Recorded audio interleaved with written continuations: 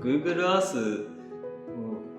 今回使用させていただいて作ったプロジェクトが女川町の人や町づくりというところにフォーカスを当てていまして、こういう町があるんだと他の方に知ってもらいたい。台風や地震などで、被害に遭われた方で結構町おこしとかにも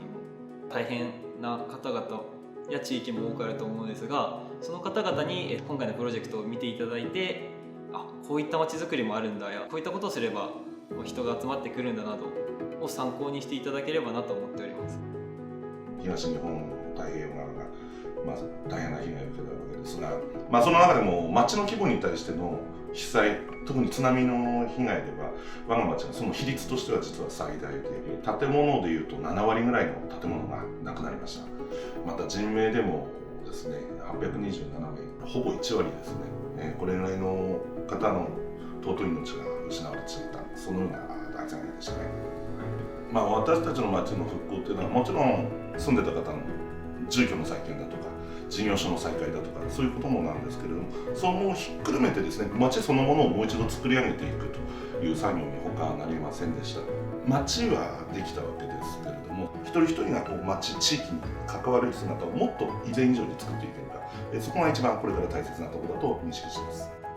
町長さんの方から自分はあれをやりたい、私はこれをやりたいという町民の意見がどんどん出ていって、それが連鎖していったら面白い町ができるのではないかという言葉をいただいたのですが、他のお店も自分はこういうやりたいことがある、こういうビジョンがあるんだ、女川町はそれをサポートしてくれるということを、どのお店もおっしゃられていて、人それぞれやりたいことはバラバラでも女川町自体のビジョンは全員統一されていて、やっぱりその女川町のポテンシャルというのを強く感じました。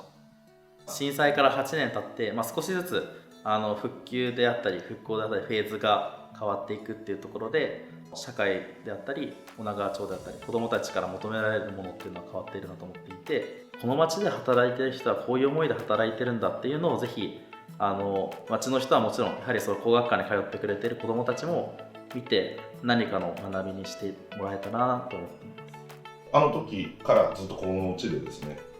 みんなで踏ん張ってきたわけですが、そういった我々でも改めて、いろんなことを思い起こし、またこれからに生かせる、そういうふうなツールを本当に作っていただいたなと思ってます。これまでの辛かったけども、そこからの歩みで学びとか大変多くありました。それをちゃんと認識し続け、また伝え続けていくことで初めて私たちのやってきたことが意味をなしてくるんだと。女川町が面白い街だよっていうことを知っていただいて、自分もこういうことがやりたいななど思っていただければ、より一層このプロジェクトを作った価値があるのかなと思っております。